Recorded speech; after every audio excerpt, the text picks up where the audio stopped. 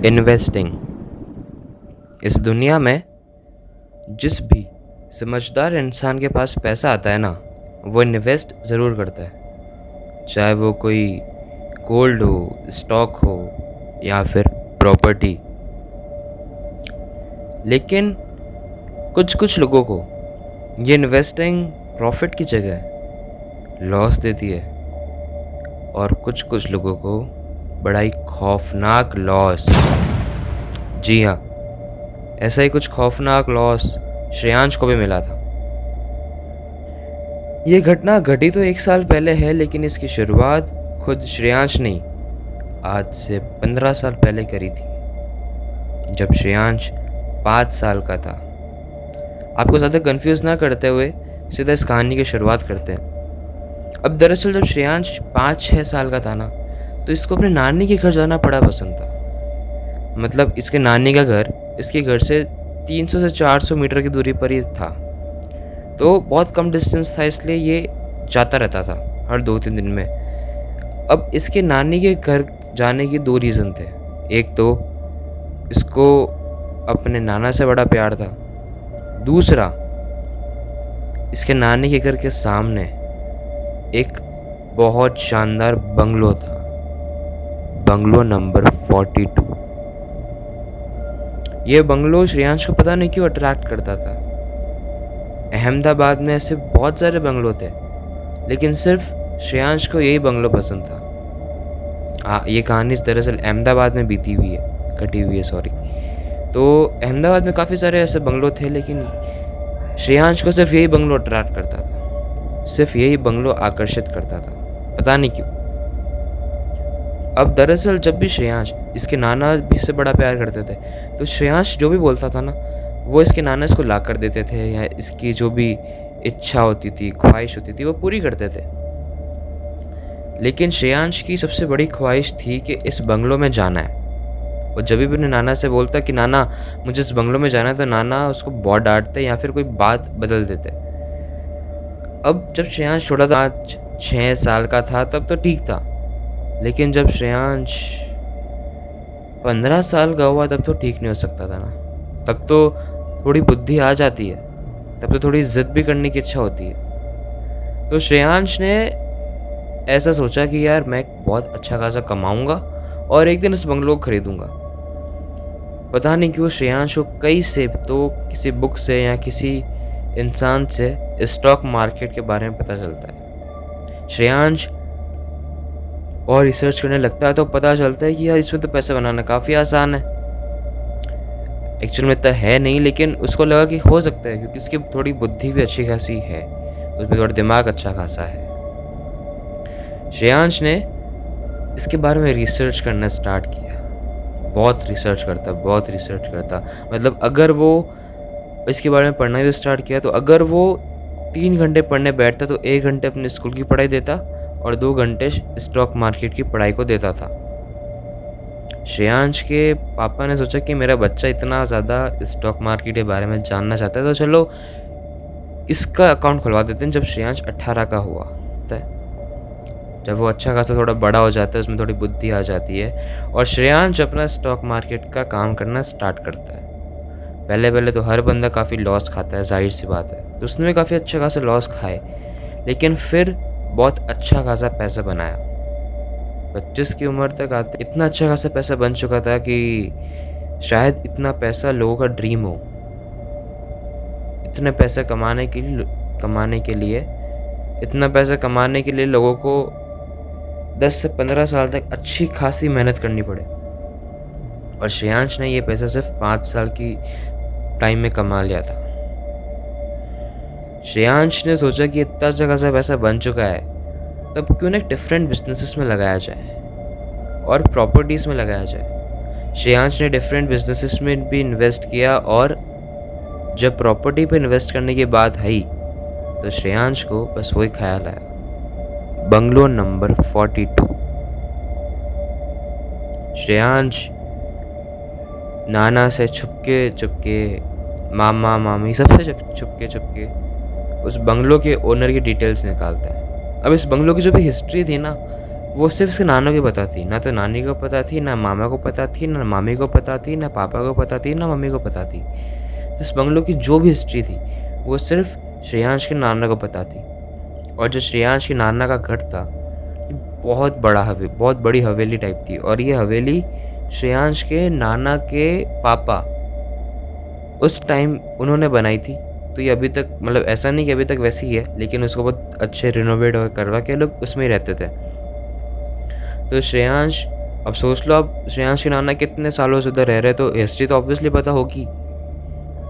श्रेयांश ने अपने नाना से बिना मतलब बताया या उससे उनसे छुपके इस बंगलों के ओनर की डिटेल्स निकाली, उस बंगलों के ओनर से बात करी। तो बात तो में पता चला कि जो रेट श्रेयांश सोच के चल रहा था इस बंगलों का, उससे बहुत कम रेट है यार। मतलब ये तो साला अपने बजट से भी कम है, क्यों ना इसको ले लो। तो श्रेयांश उसी दिन अपनी नाम की रजिस्ट्री जो भी रहती है, पेपर ट्रांसफ़र करवाता है अपने नाम पे, और ये बंगलो श्रेयांश का हो जाता है। बस अगले दिन अपने पेरेंट्स, अपनी पूरी फैमिली को, वो उसके फैमिली में, मतलब जो दादा वाली फैमिली थी उसके अंदर थे इसके पापा, मम्मी, दादा और दादी, ये 4 ही थे। तो अपनी फैमिली को लेके आता है, अपने नानी वाली फैमिली को लेके आता है, सबको बताता है ये बंगलो मैंने ले लिया। सब खुश एक्सेप्ट श्रेयांश के नाना। अब श्रेयांश के नाना का नाम श्यामलाल जी था, ताकि आगे कन्फ्यूजन ना हो, इसलिए श्यामलाल जी इनका नाम था। श्यामलाल जी बड़े दुखी हो गए कि यार मेरे दोहिते ने, या जो भी बोलते, मेरे पोते दोहिते जो भी बोलते, उसने ये क्या कर दिया यार, ये क्या ले लिया, क्यों ले लिया, इसको कोई और घर मिला नहीं क्या। श्रेयांश के नाना श्यामलाल जी ने उसके श्रेयांश से बात करी। श्रेयांश बोलते नाना आप चिल करो ना, इतना प्यारा बंगलो है, मज़े मारो। उस बंगलो का प्रेमाइसिस बता देता हूँ कैसा था। एक बहुत आलीशान गेट, उस गेट से एंटर होती अच्छा खासा गार्डन, उस गार्डन में एक इस साइड पे पूल था, सीधे उस बंगलो का गेट आता था अंदर जाने का। अंदर एक बहुत अच्छा खासा बड़ा हॉल के अंदर किचन और जो भी रहता है वो सब था। लिविंग रूम, हॉल, किचन एक ही था। इस साइड पे 2 रूम्स थे, इस साइड पे 2 रूम्स थे। यहाँ के जो 2 रूम्स थे उसके अंदर श्रेयांश के दादा दादी और उसके मम्मी पापा रहने वाले थे। और उस बंगलो के जो गेट से सीधा एंटर होती सीधी सीढ़ियाँ, स्टेयर्स ऊपर जाती थी। स्टेयर्स पे इस साइड पे 2 रूम्स थे जैसे नीचे थे, और इस साइड पे 2 रूम्स थे। अब जो यहाँ पर जो 2 रूम थे ना, वहाँ पर श्रेयांश ने एक रूम को तो अपना मतलब जैसे ऑफिस जैसा सेटअप लगा लिया था ट्रेडिंग का, और एक रूम में अपना बेडरूम बना लिया था। ये सिस्टम था।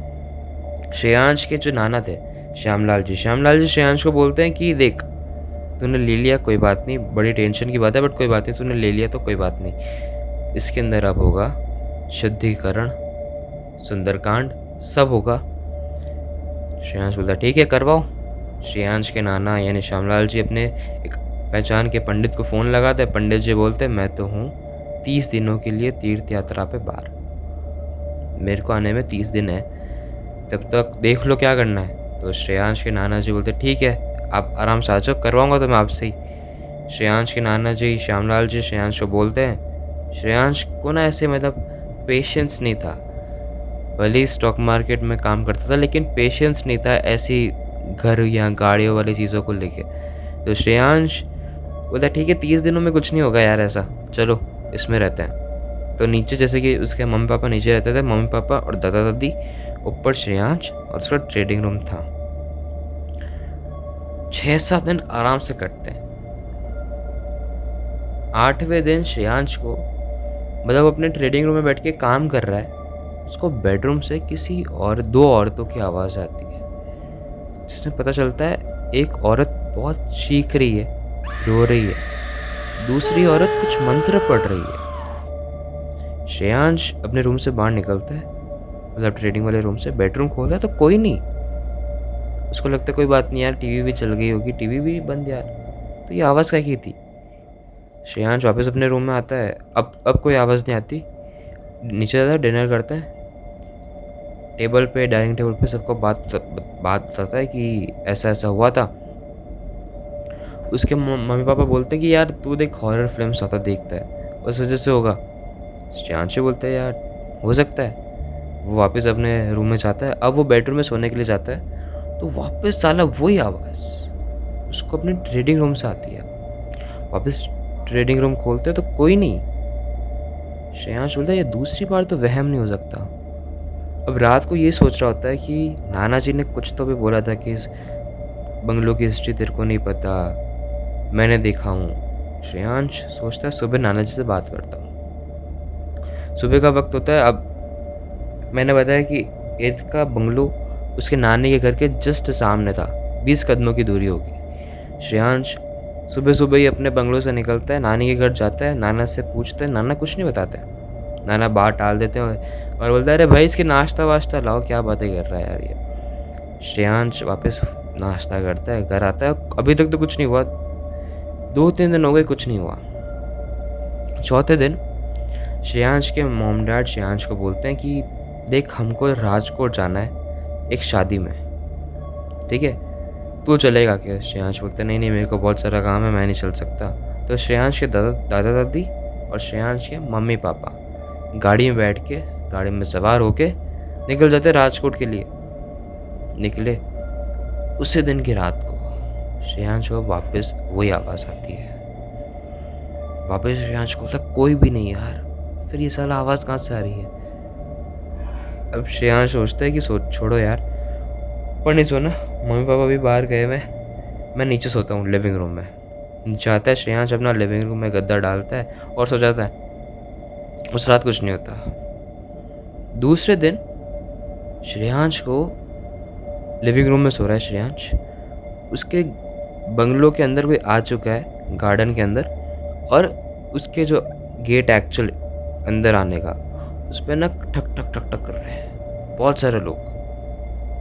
श्रेयांश ऐसे जाके थोड़ा सा ना उसके बंगलो की खिड़की से थोड़ा सा झाँकता है तो देखता है कि यार बहुत सारी मशालें क्यों आई इधर, बहुत सारे आदमी दिख रहे हैं। श्रेयांश थोड़ा सा की होल से देखता है तो बहुत सारे इंसान हैं यार, बहुत सारे आदमी हैं, ये साला मेरे को मारने तो नहीं है। अब वो इतनी ज़ोर से गेट खटका रहे थे कि रात के तकरीबन 2-2:30 बजे। श्रेयांश सोचता है खोल ही देता हूँ। अपना गेट खोलता है तो देखता है गेट खोलते ही गेट खुला है, श्रेयांश ने गेट खोला है तभी जो भी आदमी आए थे सब लौट गए। सिर्फ एक आदमी मशाल लिया श्रेयांश को इग्नोर करते हुए एकदम गुस्से में स्टेयर्स के थ्रू ऊपर जा रहा है, और जब श्रेयांश का रूम था वहीं पे मुड़ रहा है। श्रेयांश बोलता है ये साला आदमी इतनी रात को कैसे आ गया मेरे घर में, बिना पूछे ऊपर कैसे चढ़ रहा है यार। श्रेयांश उसके पीछे पीछे जाता है, मुड़ता है अपने रूम की तरफ, तो देखता है वो आदमी की स्पीड जाने की, जो वो आया था ना एकदम ऐसे गुस्से से तेज तेज, वो स्लो गई है। श्रेयांश ऐसे दीवार के पीछे थोड़ा छुप के देखता है स्लो क्यों चल रहा है। देखता है तो उसके बेडरूम में 2 औरतें बैठी हैं। वो दोनों औरतों के आगे 2 डेड बॉडीज लेटी हुई है। एक औरत तो मान लो कोई पागल सी ऐसे झूम रही है आंखें ऊपर चढ़ा के, और एक औरत कुछ मंत्र पढ़ रही है। बहुत बदबू आ रही है। श्रेयांश कितनी फटी, वो जाता है भागता है अपने बंगलों का ताला लगाता है, जाता है अपनी नानी के घर, गेट खटखटाता है। उसके नाना गेट खोलते हैं, वो भागते ही सो जाता है। वैसे घर में घुसता है, जाके बेड लगा हुआ था सो जाता है। सुबह उठता है तो श्रेयांश अपने नाना जी को सारी बातें बताता है। नाना जी बोलते मैं पता करता हूँ तो भी घर में मत जा। श्रेयांश बोलता है ठीक है। अब मैंने देखो मन नहीं मानता, खुद का घर तो खुद का घर ही रहता है। श्रेयांश बोलते हैं नाना जी मैं चला जाता हूँ, रात में सोने के लिए चला जाता है, सब अब कुछ नहीं होगा। ठीक है नाना जी बोलते हैं ठीक है चला जा। श्रेयांश अपने बंगलों में आता है, वापस कतल डाल के सोता है। वापस रात को 2 से 2:30 बजे कोई गेट की, अब इस बार ना बेल बजा रहा है, कोई खटखटा रहा नहीं है। श्रेयांश गेट खोलता है तो देखता है नाना जी खड़े। क्यों? नाना जी को पूछता है भाई रात को इस समय क्यों आए हो। नाना जी बोलते हैं कुछ नहीं यार तेरे को कुछ बताना था। तो पूछता था ना हमेशा कि इस बंगलों की हिस्ट्री बताओ, चल तेरे को बताता हूँ। श्रेयांश बोलता ठीक है बताओ, वैसे मेरे को नींद इतनी खास आ नहीं रही थी। नाना जी बोलते हैं चल गार्डन में चल, गार्डन में बताऊंगा। श्रेयांश गार्डन में जाता है नाना जी के पीछे पीछे। तभी वो मैंने बताया ना उन दोनों का घर, नाना जी का घर और बंगलो आमने सामने था। तो श्रेयांश को साफ दिख रहा है उसके नानी के घर के बाहर बहुत अच्छी खासी भीड़ जमा है, बहुत अच्छे खासे रिश्तेदार आए हुए, सब दुखी हैं। श्रेयांश पूछते, नाना जी सब रिश्तेदार आके दुखी क्यों है सब, और इतनी रात को क्यों है? श्रेयांश के नाना जी बोलते, अरे कुछ नहीं याद है, नानी का बस बर्थडे था तो सोचा तेरे को ही बुला लेता हूँ, पर तेरे को पहले वो हिस्ट्री बताता हूँ फिर चलते हैं। श्रेयांश बोलता है ठीक है। तभी श्रेयांश के बंगलों का गेट खुलता है, एक गाड़ी आती है, गाड़ी से पापा उतरे, मम्मी उतरी, दादा दादी उतरे, गए भागते हुए उस नाना जी के घर पे। और श्रेयांश आवाज़ लगा रहा है, अरे मम्मी मम्मी पापा पापा, कोई नहीं सुन रहा। श्रेयांश बोलता, पागल हो गए क्या ये लोग, इग्नोर क्यों कर रहे हैं यार? नाना जी से पूछते, ये क्या हो गया, क्यों जा रहे हैं सब लोग? बोलते, नाना जी बोलते, बताया ना मैंने कि बर्थडे थे नानी का, सब जा रहे हैं, हम भी जाएंगे, रुक जा हिस्ट्री बताने दे। श्रेयांश बोलता ठीक है बताओ। अब श्रेयांश ऐसे गार्डन में थोड़ा सा लेट जाता है और नाना जी की गोद में ऐसे लेट जाता है, नाना जी बैठे हैं और नाना जी बताते हैं दरअसल ये बंगलो नॉर्मल बंगलो नहीं है, इस बंगलो में 2 औरतें रहा करती थी। दरअसल एक परिवार आता है, जब मैं कुछ तेरे जितना ही था, इस बंगलो में एक परिवार आता है जिसमें सास ससुर और उनके बेटे और बहू थे। अब जो सास और जो बहू थी ना, बड़ी वियर्ड थी, बहुत वियर्ड थी, किसी से बोलती नहीं थी, बहुत अजीब हरकतें करती थी। और जो बेटा और बाप था ना, वो तो नॉर्मल रहते थे, वो दोनों अपने ऑफिस जाते थे, ऑफिस से आते थे। तब तक उस बीच में ना इस बंगलों से बहुत वियर्ड आवाज़ आती थी। हमने उन लोगों से पूछा भी तो उन लोगों ने कुछ जवाब नहीं दिया। फिर किन किन लोगों से पता चलता है कि ये दोनों सास और बहू काला जादू करती है। अब हमने उनके मतलब जो थे बेटा और बाप, उनसे बात करी तो उन लोगों ने बोला हमने बहुत समझाया, नहीं समझती, हम भी अब नहीं समझाते। अब क्या होता है, एक रात ना बहुत तेज़ चिल्लाने की आवाज़ आती है। हम दोनों क्या, श्यामलाल जी और उनके बहुत सारे दोस्त मिलके उस बंगलो में जाते हैं, गेट खटखटाते हैं। तभी श्यामलाल जी बताते हैं श्रेयांश के नाना कि मेरा एक दोस्त था किशोर में ना काफ़ी गट्स हुआ करते थे, वो इन सारी चीज़ों से डरता नहीं था। तो वो सबसे पहले आगे खड़ा था, सबसे आगे वो खड़ा था, वो गेट खटखटाता है, गेट कोई नहीं खोलता, गेट हम तोड़ देते हैं। टूटते ही बहुत वियर्ड तरीके से कोई लेडी चिल्लाती है, बहुत वियर्ड, जेंट्स और लेडीज़ की आवाज़ मिक्स, मर्द और औरत की आवाज़ मिक्स। हम लोग डर के भागते हैं, लेकिन किशोर बहुत गट्स था भाई, वो जाता है गुस्से में, ऊपर चढ़ता है, उस रूम की तरफ जाता है तो देखता है कि 2 औरतें हैं, उन 2 औरतों के सामने 2 डेड बॉडीज़ पड़ी हैं। बस वो धीरे धीरे जाता है उस रूम की तरफ, उस रूम में घुसता है और वो रूम का गेट बंद हो जाता है। रात भर किशोर नहीं आता। सुबह सुबह हम लोग सब उस बंगलो के अंदर जाते हैं, गेट खोलते हैं उस बंगलो का, तो देखते हैं सब ऐसे बिखरा पड़ा है। ऊपर जाते हैं जहाँ पे किशोर गया था, वो गेट खोलते तो देखते हैं किशोर का गला आधा कटा हुआ एक कोने में पड़ा है और आधी कटी हुई बॉडी कोने में पड़ी है। उसके पास एक औरत और उसके आगे एक औरत और 2 आदमियों की बॉडी, एक मान लो कुछ कांटेदार कोई चीज़ है उसके ऊपर ना ऐसे घुसी हुई है पूरी, बहुत वियर्ड लग रहा था। हमने उनका अंतिम संस्कार किया। उस दिन के बाद से वैसी आवाज़ है जैसे पहले आया करती थी, वैसी आवाज़ इस बंगलों से वापस आने लगी। लोग कहते हैं कि अभी तक उन 2 औरतों का सिर्फ शरीर गया है, आज भी वो औरतें शायद काला जादू करती हैं, या शायद वो औरतें चुड़ैल बन चुकी है। इसलिए तेरे को मना कहता है बंगलो मत ले। फिर उसका कोई रिश्तेदार आता है उनका, वो इस बंगलो को रेनोवेट करवाता है और सेल पे चढ़ा देता है। तभी तू पागल इंसान, तूने बंगलो ले लिया। श्रेयांश की बात सुन के आँख लग जाती है। सुबह श्रेयांश की मम्मी उसको उठाती है, कुछ 5-6 बज रहे हैं। श्रेयांश उठते हैं, बोलते नाना जी कहाँ गए? श्रेयांश की मम्मी बोलती, कौन से नाना जी? चल उधर देख क्या हाल हुआ है। श्रेयांश जाता है तो देखता है कि नाना जी की डेड बॉडी पड़ी है। सब लोग रो रहे हैं, इतने रिश्तेदार।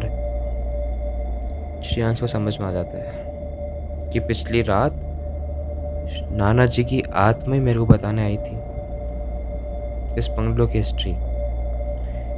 तब से श्रेयांश ने अपना घर शिफ्ट कर लिया। हालांकि बंगलो श्रेयांश के नाम पे आज भी है, लेकिन श्रेयांश ने अपना घर दूसरी जगह शिफ्ट कर लिया। आज भी श्रेयांश किसी को भी बात बताता है तो सब यही बोलते हैं कि यार पागल हो गया बच्चा, इसको अपने नाना जी से लगाव था, नाना जी चल बसे तो इसका थोड़ा मानसिक संतुलन बिगड़ गया। लेकिन श्रेयांश आज भी वो घटना भुला नहीं पाया। ये घटना घटी 1 साल पहले थी, 2023 में। इस घटना की कहानी और किसी ने नहीं, श्रेयांश ने हमें इंस्टाग्राम पर लिख भेजा है। अगर आपके पास भी कुछ ऐसी कहानी हो तो जाइए इंस्टाग्राम पे, डिस्क्रिप्शन में लिंक है, जाओ डीएम करो। अभी तक इस वीडियो को देख लिए, इस कहानी को सुन लिए तो सब्सक्राइब करके बेल आइकन दबा के ऑल के ऑप्शन पे क्लिक कर लेना, ताकि सबसे पहली रात आप भी खराब हो सकें।